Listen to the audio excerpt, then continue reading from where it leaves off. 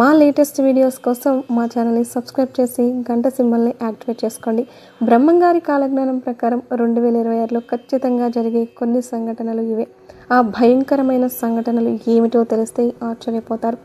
విశ్వాన్ని నడిపించే ఆ పరమాత్ముడి లీలలు అనంతం.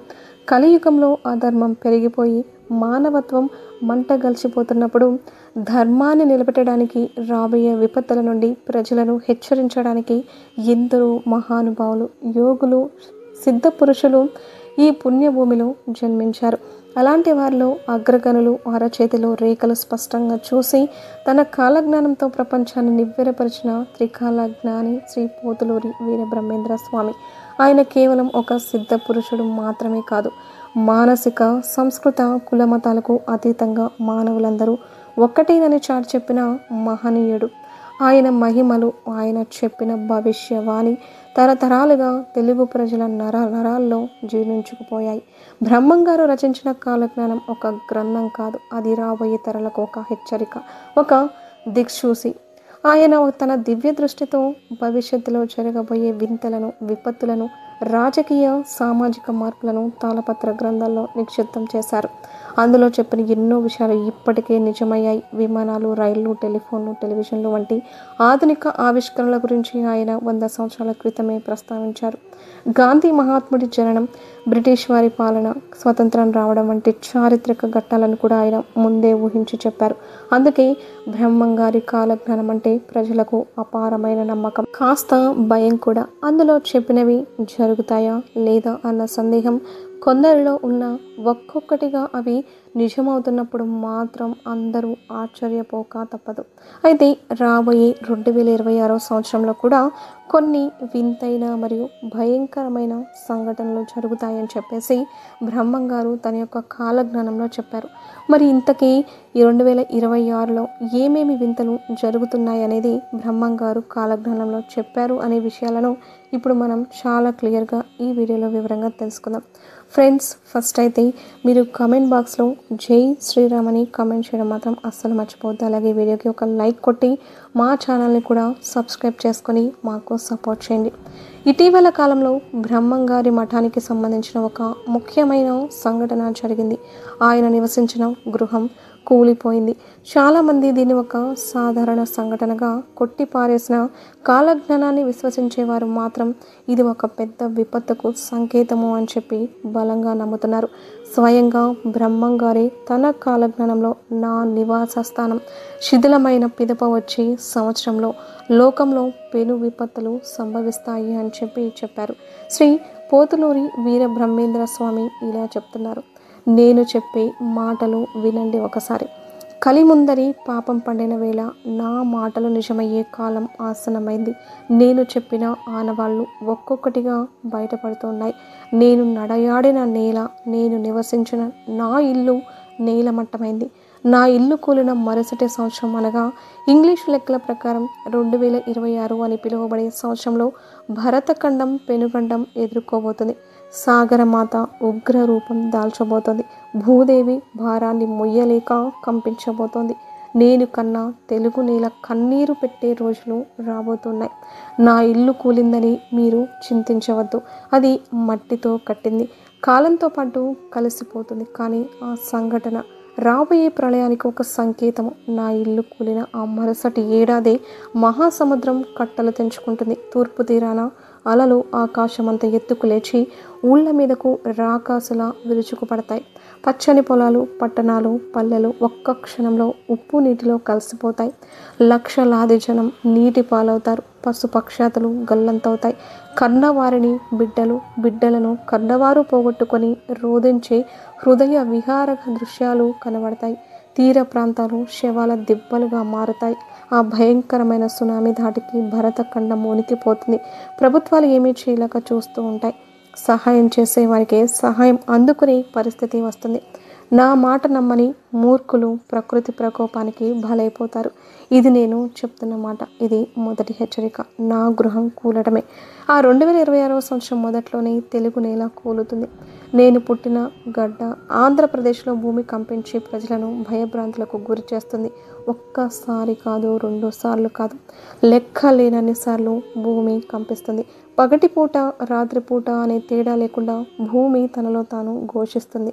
ప్రజలు ఇళ్లలో నిద్రపోవాలంటేనే జంకుతారు. ఎప్పుడు ఏం జరుగుతుందోనని ప్రాణాలు అరచేతుల్లో పెట్టుకొని బ్రతుకుతారు. పెద్ద పెద్ద నగరాల్లో మేడలు బీటలు వారుతూ ఉంటాయి. పాతకాలపు కట్టడాలు కొన్ని నేలమట్టమవుతాయి. కొండలు గుట్టలు జరిగిపోయి దారులు మూసుకుపోతాయి. ప్రజలు భయంతో పరుగులు తీస్తారు. నాగరాజు తన పడగను విదిలించినట్టుగా భూమి అయితే కంపిస్తుంది. ఆ ప్రకంపనల తీవ్రతకు జనం విలవలలాడిపోతారు. త్రాగడానికి నీరు దొరకదు, తినడానికి తిండి దొరకదు. ప్రభుత్వం ఇచ్చే సహాయం కోసం రోజుల తరబడి ఎదురు చూడాల్సిన దుస్థితి అయితే ఏర్పడుతుందన్నమాట. ఇది కలియుగంలో అధర్మం పెరిగిపోయినందుకు భూదేవి ఆవేదన.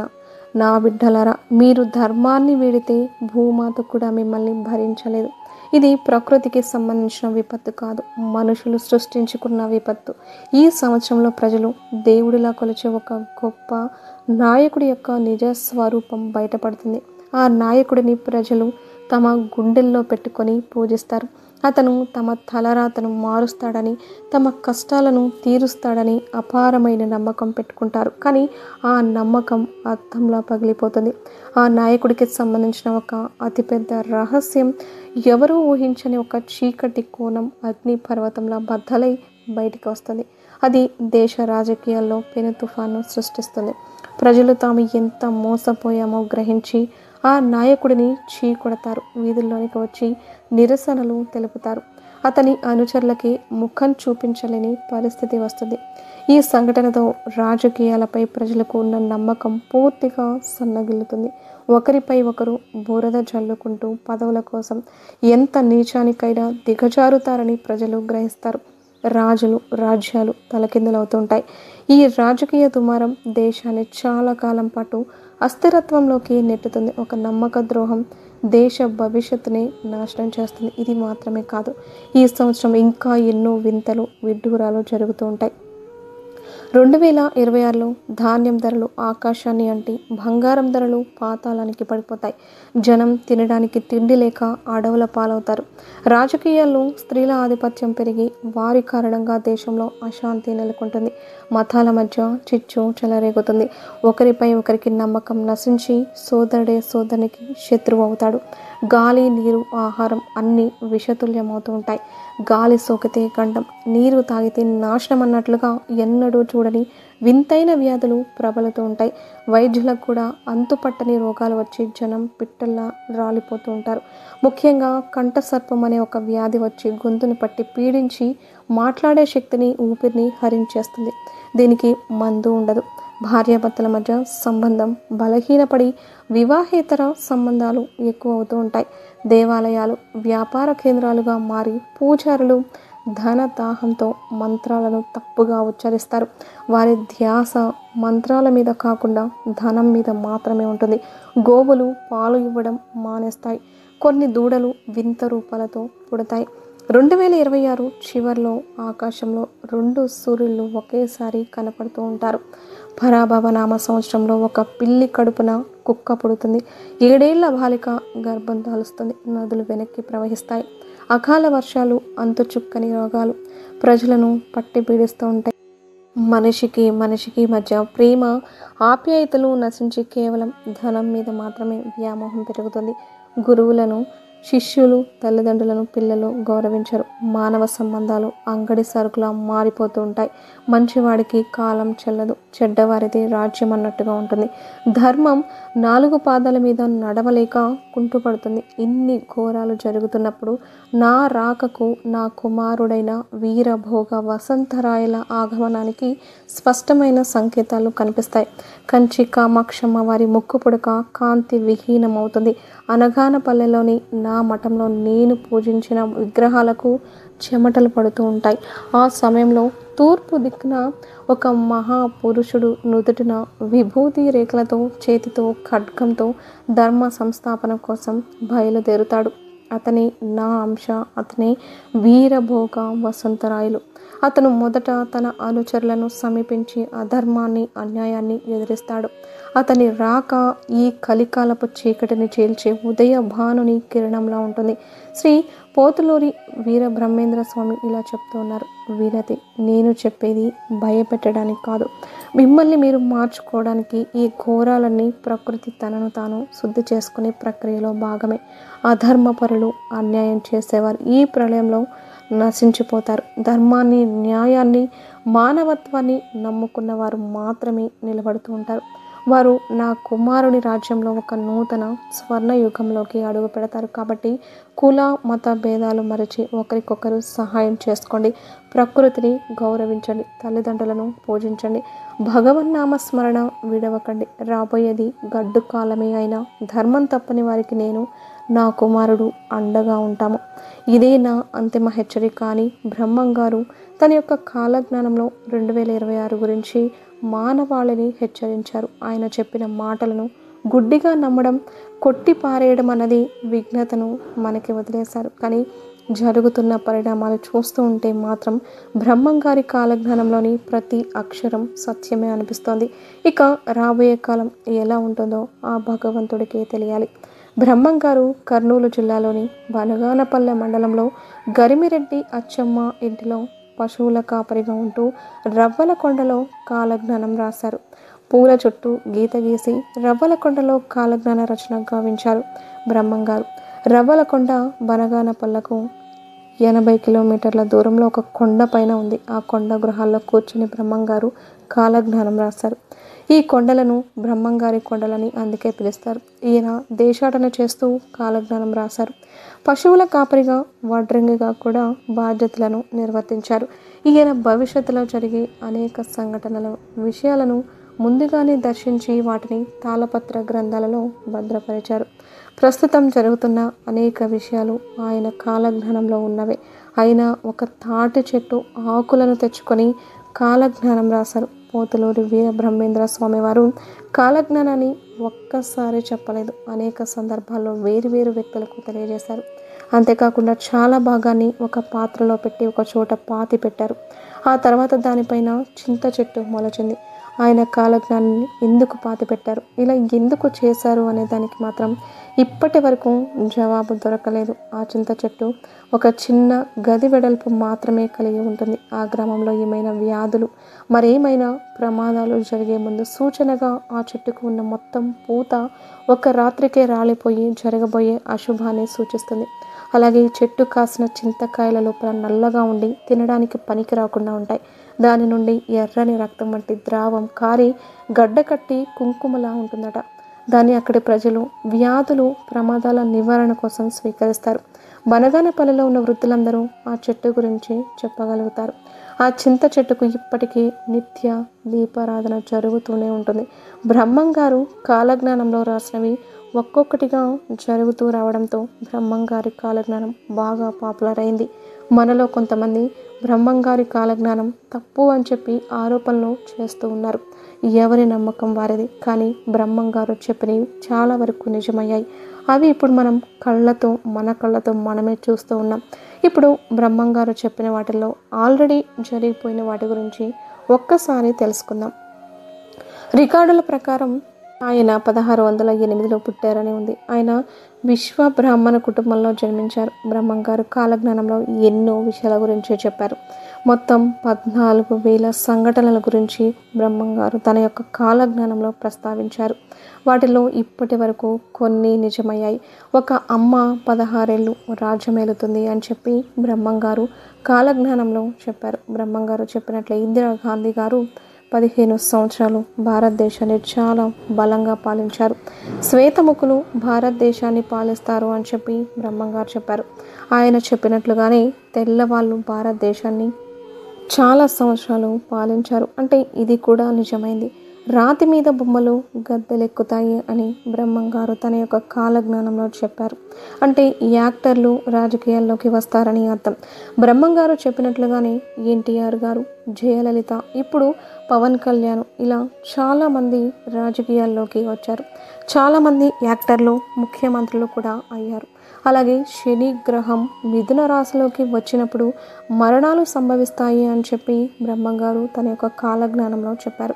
1913, 1943, 1973, 2003 ఈ సంవత్సరాల్లో శని మిథున రాశిలోకి వచ్చింది. బ్రహ్మంగారు చెప్పినట్లుగానే 1913లో మొదటి ప్రపంచ యుద్ధానికి ముందు దేశాల మధ్య గొడవలు మొదలై దాదాపు 3.5 కోట్ల మంది మరణించారు. 1943లో రెండవ ప్రపంచ యుద్ధం జరుగుతున్నప్పుడు దాదాపు 7 కోట్ల మంది చనిపోయారు. 1973-75 మధ్యలో చైనాలో ఒక డ్యామ్ కూలి 2 లక్షల మంది చనిపోయారు. 2003లో ఇరాక్లో యుద్ధం మొదలై 2 లక్షల మంది వరకు చనిపోయారు. ఇలా బ్రహ్మంగారు ఎన్నో సంఘటనల గురించి చెప్పారు. వాటిలో చాలా వరకు నిజమయ్యాయి. గట్టివాడైనా పొట్టివాడు దేశాన్ని పాలిస్తాడు అని, ఆకాశంలో పక్షి వాహనాలు కూలి మరణాలు సంభవిస్తాయని, హైదరాబాద్లో తర్కషులు హిందువులు ఒకరికొకరు చంపుకుంటారు అని, జనసంఖ్య విపరీతంగా పెరుగుతుందని, విచిత్రమైన యంత్రాలు వస్తాయి కానీ చావు పుట్టుకను కనిపెట్టలేరు అని, ఇలా మనం ఇప్పుడు చూస్తున్న ఎన్నో వింతలు విచిత్రాల గురించి బ్రహ్మంగారు అప్పట్లోనే కాలజ్ఞానంలో రాసిపెట్టారు. ఈ 2026లో విజయవాడలో ఉన్న కృష్ణానది నీరు కనకదుర్గమ్మ ముక్కు పుడకను తాకుతుందని బ్రహ్మంగారి కాలజ్ఞానంలో ఉంది. ఒకవేళ జల ప్రళయం ఏర్పడి లేదా ఏదైనా భూకంపం వచ్చి నాగార్జున సాగర్ డ్యామ్ బీటలు పడితే కృష్ణానది నీరు వచ్చి ఇంద్రకీలాద్రిని తాకే ప్రమాదము ఉంటుంది. కనుక దుర్గమ్మ ముక్కు పుడకను కృష్ణానది తాకితే మాత్రం ఎన్నో ఊహించని ప్రమాదాలు జరుగుతాయి.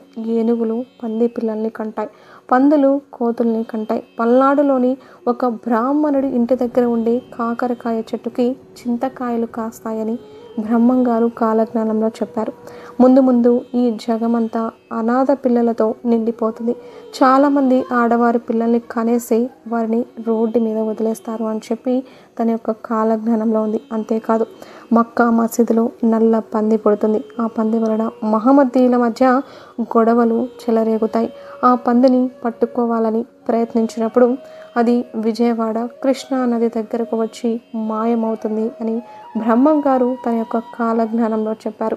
నెల్లూరు జిల్లాలో చిలక మాట్లాడుతుంది. మాట్లాడటమే కాదు కాలజ్ఞానాన్ని కూడా బోధిస్తుంది అని బ్రహ్మంగారు చెప్పారు. 7 ఏళ్ల పసిబాబు భవిష్యత్తు గురించి చెప్తాడు అని కాలజ్ఞానంలో ఉంది. ఇది ఆల్రెడీ జరిగిపోయింది అని చెప్పుకోవచ్చు.